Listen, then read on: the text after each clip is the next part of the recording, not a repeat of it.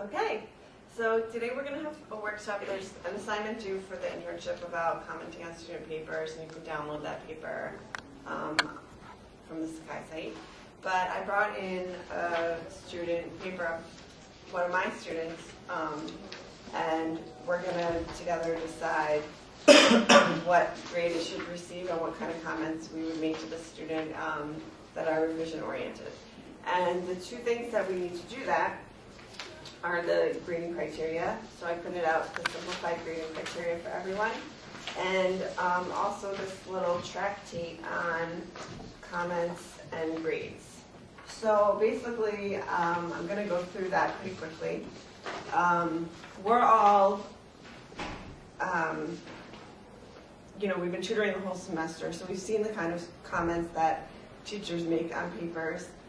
And some of them might have been great comments, and some of them might have been not so great comments. So part of this is teaching you to recognize, when your students' papers aren't being properly commented upon. Because that's something as a director in the writing program that I want to know about, because I think all teachers need this skill. So, your students have papers, they come in, and they're many times riddled with just you don't even know where to start. There's so much going on that you don't even know where to start. But the first question that you should ask and approach the paper with is, what work has the student done?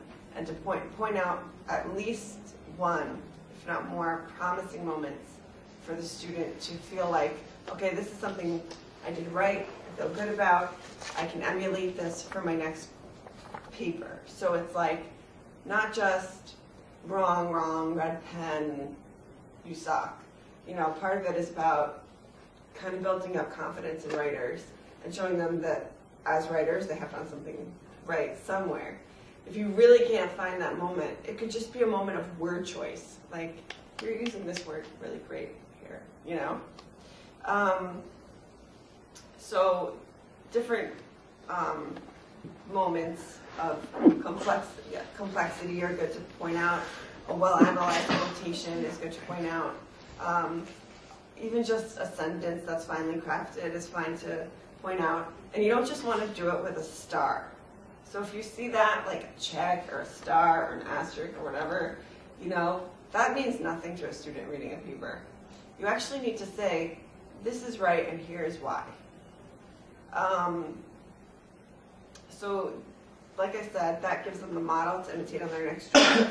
And then they have evidence to succeed and can be more receptive to the criticism, which is the next part. So once you've identified the promising moments in the students' papers, then you move on to the task of sort of identifying the errors. So there's sort of like a triage method. You can't deal with everything that is in a paper all at one time. You have to treat the most serious problems first. And you don't really want to make more than 4 comments per page, because that's going to sort of intimidate the student. So if a paper doesn't have an emerging project or no idea that it develops, that's going to be the most pressing issue. Or if it doesn't engage with the text at all, that's going to be the most pressing issue. So you read the paper, you decide which issues are going to be most pressing, and that's sort of how you decide what you're going to kind of put on your hierarchy of what you're going to comment upon. Then there's the grammatical stuff, the grammatical errors, which, as part of the grading criteria, you'll see that presentation does matter. I think thesis worked with assigned text and organization are probably valued more highly, but grammar is sort of like the difference from a letter grade to a half of a letter grade when you're grading, and presentation in general, like sentence style and stuff like that.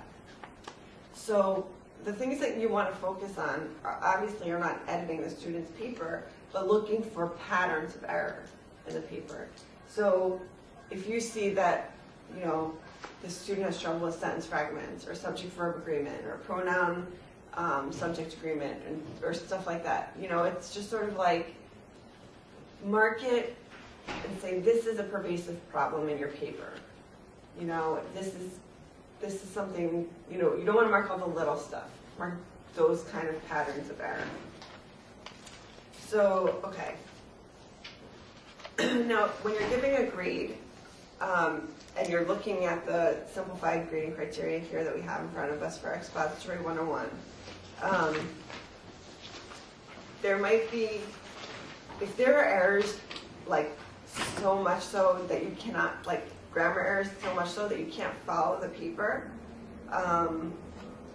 that's going to most likely be an NP. Like, you can't follow what the student's writing, that's an NP. And if this paper sort of has errors under control, that's probably going to be a C. And if there's minimal to no errors, there's sort of a scale between B and A onto how much, that's going to work.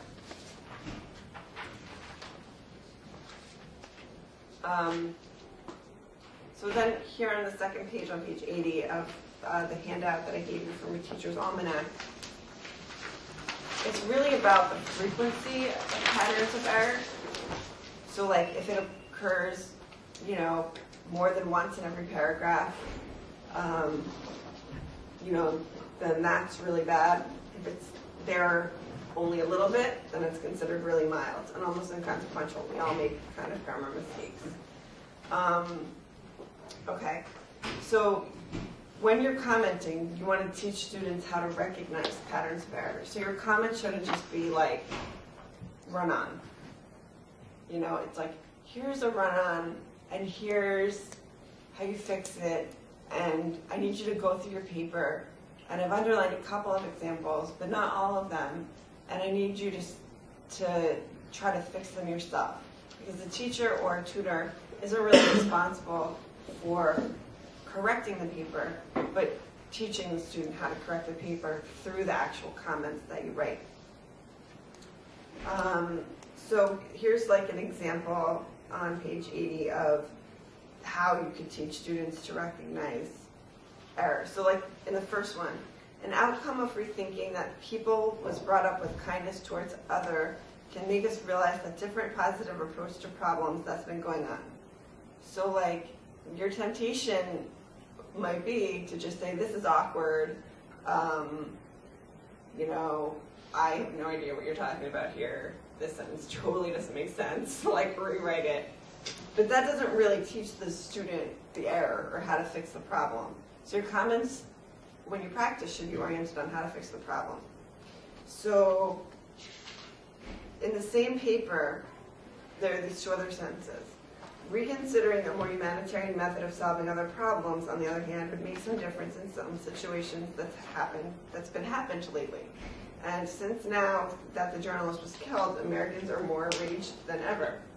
So both of them show us, both sentences A and B show us that the student is running into problems when trying to contact verbs in subordinate clauses. So since you see that this is a larger problem, that's something that you would comment on and give some advice about how to fix. So like when you're giving 3 or 4 comments per page on paper, they should be rather detailed comments rather than just like, this is wrong, or a star, or an asterisk. So then you might notice, the secondary problem, like overusing the word that. So you can write, you're overusing the word that, check that in the rest of your paper. Hi. Here, just take this and this.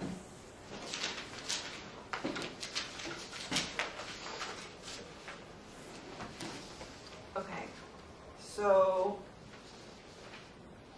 you want to try to find the cleanest example in the paper to comment on, and I think it's kind of a mistake to think that students understand what subject-verb agreement is, or like know the language or the jargon of grammar. So you kind of have to, even in your comment, explain what that is. Like everyone has their own pet. Well, that's not a sentence, because everyone is singular and there is plural.